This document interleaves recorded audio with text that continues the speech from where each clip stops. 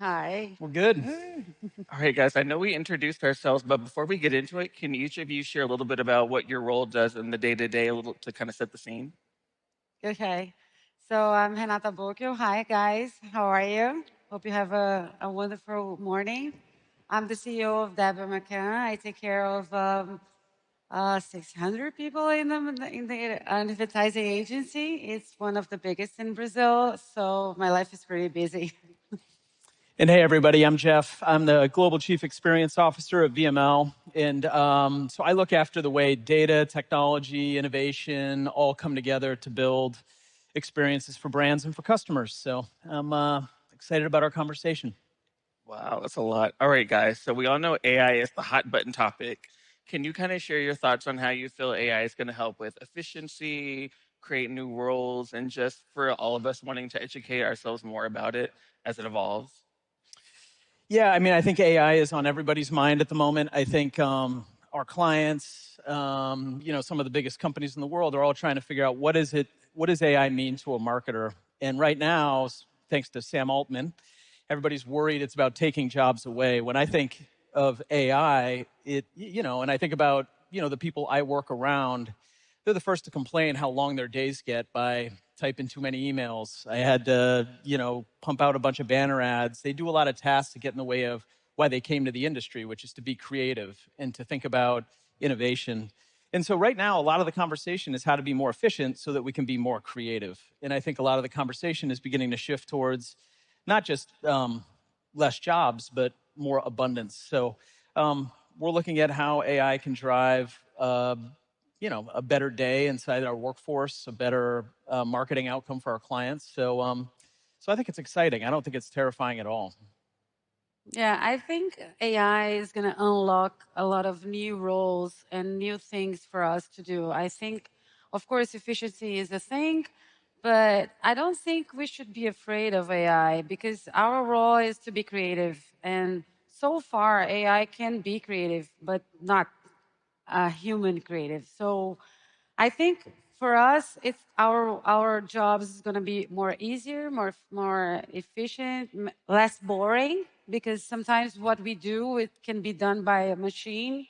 I used to work for IBM before I worked for WMcCann, and there was Watson, and Watson was a thing like 5 years ago, and the thing Watson did was like to cut the boring and the repetitive part of the work. So now I think our professionals can be focused on what matters, what in solving real problems and like writing the future. So I agree with you. We should not be afraid. We should be excited for this new times ahead. And I feel like you both touched on a good point. A lot of people fear that it's going to take the creative aspect, but nobody can ever replace the human experience of like coming with the ideas. And AI is really just going to help us like spearhead that and speed that process up so we can get back to the more fun, creative stuff, but answering the emails or kind of fine tuning copy for something. Yeah. Spreadsheets. I think the less fun part of our jobs because there's always spreadsheets, there's always emails to answer, there's always like bureaucracy. So we can like leave the AI to do this, and I think we can speed up some ideas. We are not starting from the zero.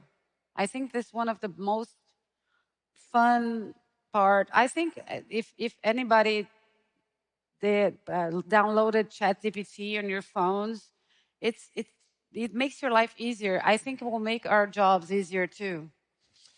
Yeah, I mean, I would just build and say I wasn't a creative. I didn't go to design school. I was an engineer, and now I work in a creative agency, and I've always wanted to be a part of the creative product. And now, I can collaborate with my computer, and I can begin to generate images. I can start to tell stories. All of a sudden, I feel unlocked, not like something's being taken away. I have a creative partner. I can create a persona, and I can communicate with it. I can begin to ask how somebody might feel, and I can begin to correspond. Now, this doesn't replace collaborating with real people. But it is nice to have a creative partner on my desktop now and see where it can take me as an individual and then where it can take teams. I mean, I think it's an exciting time. Yeah, we love to bounce ideas. And then another cool thing that's come up is like we have the removal of cookies. So getting that first party data and figuring out who our consumer and who our audience is going to be, I feel like, a challenge. What are some ways that you all are kind of seeing people start to retain that first party information and like get all that? Yeah, you can go, but I think here in Brazil, especially in Brazil, we will face a new reality because we will have to take control of our data to know our customers. But this is not new, right? We knew that it was gonna come. So I think to have control and know what to do with this first party data, because sometimes you have a lot of data and you don't know what to do about it. So maybe AI can help us like collect and like filter the data. So that's why I think it's going to be a good combination to collect the data and like to put them in the right buckets so we can send the right message to the right person at the right time. So this is not new, but I think we're going to have some help right now. Yeah, I think on the conversation of data, especially with cookies going away, like the norms that we've had around how to identify somebody, how to communicate with them are changing.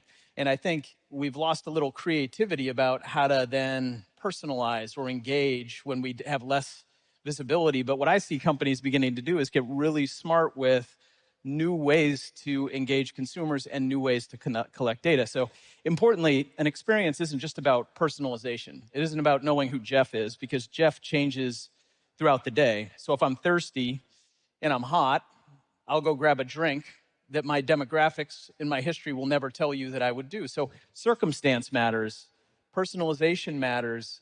And right now, there's so many new signals, there's so many new ways that the world is communicating with a brand that if all you do is focus on what did I lose with cookies, you're missing the opportunity to put QR codes on cans. You're missing the opportunity that a connected car can give you to identify where it's at. You can miss so many new signals. So it's really, I think it's about first party data, but I think it's just about thinking about what are new ways to collect data that helps understand circumstance and environment and gets away from being so stressed out about knowing who Jeff is or who Renata is. And you can kind of rethink. So when we think about future of marketing, I think there's a whole creative renaissance just around what actually is the data we need.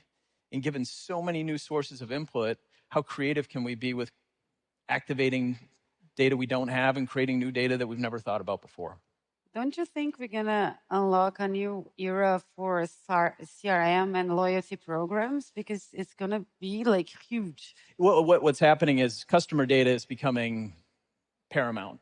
And so, companies that really operate around first-party data have the keys to the kingdom because they can enrich that. But you're also not limited by that. We work with a lot of companies who are still embarrassed about the size of their CRM database. And there's just really innovative ways to think about building new customer relationships and getting creative with that. So yeah, I think CRM companies are at the forefront of experience, but you're not limited by that either. Yeah, like it's really forcing people to really get out there and, like you said, personalize, get to know who their clients are, and actually explain what that data is used for. And like you said, give examples of like instances of like trying to figure out like their shopping habits for summer or for different things like that. Instead of being like, oh yeah, we just need this data at the end of this thing for a survey. It's making them explain like why they're doing it and kind of personalizing it and kind of create and Yeah. build that trust in that moment. Yeah. And I feel like another thing that we're also seeing is content constantly changing for consumers, whether it's short form when creating like short ads or sponsored things like that, to we're now seeing brands do like long form, like we've seen like Hilton Hotels do that 10-minute one on TikTok. Do you guys feel like we're gonna start seeing more of that, brands looking for more long form things on these kind of like short form type platforms, or do you kind of see it being a mix? Yeah, I mean, I think storytelling is the palette has never been wider and never been more misunderstood at the moment. I think, really thinking about how to tell your story can take so many different forms. Certainly, if you're thinking about social, you have to be really quick, you have to stand out, you have to know what you stand for, you have to be authentic. But I'm also fascinated by spatial design at the moment. I know there's, I don't know how many of you have used an Apple Vision Pro, but I'm not sure the hardware itself is where it needs to be, but the experience when you put it on and you think about how quickly processing speed and connectivity are accelerating, what's a bulky headset is quickly going to turn into something very wearable. And if you look at the experience through that lens, all of a sudden it opens up your mind about what storytelling could actually look like. I mean, it's a very different experience to be augmented with reality, being surrounded with a different reality, Wow. and thinking about that, becoming more of something that you live with on a day-to-day basis, massively opens up storytelling in a number of different ways. And so I think right now we're so used to content on a phone that we might be skipping the beat about where content and storytelling could be going really in the next few years. So I think it's an exciting time. I'll separate my answer in two parts. The first part of the platforms and like TikTok or whatever, whenever your brand is there, you know, you have to have a strong brand because nowadays it's super easy for you to lose your POV. So if more than ever, you need to have a strong brand to sustain your persona at the platforms, the social media, because everything is so fast. Everything is you need to be engaging. You need to be, I don't know, funny. You need to be, I don't know, have tons of followers, or you have so many KPIs, and if you don't know what you are and who you are, you're gonna lose yourself. You're gonna waste a lot of money, and that's why nowadays we are like very responsible building brands in the social platforms and on immersive experience.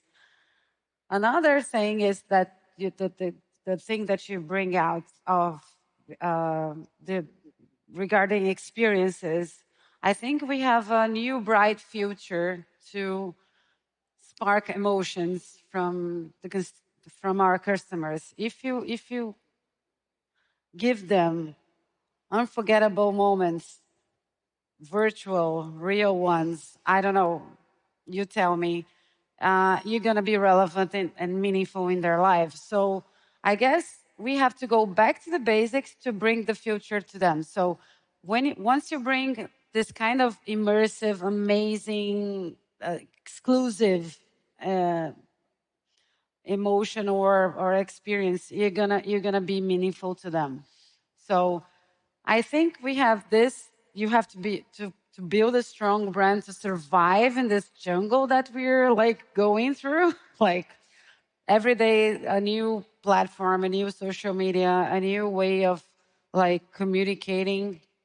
So you have to build a strong brand, and also you have to know your customer to give them this new kind of experiences that are meaningful, that are like exclusive, or I don't know.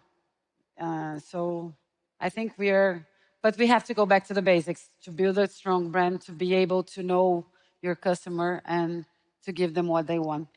Yeah, like I feel like you both touched on a good point. Like brands and stuff really need to be honed in on who they are, because as like the Vision Pro and VR and other things come out, it's so quick and easy to be like, oh, let's go ahead, let's jump on this. But if it doesn't really align in that moment or make sense, you're jumping into something before you could truly flesh it out and make it into something that truly flows into the rest of your content, other social channels. Yes. So it's really important, like you said, we're not take that step back and really think like, okay, does it make sense now? Or if this brand wants to partner with us, like, are we all on Yes. the same page before we activate?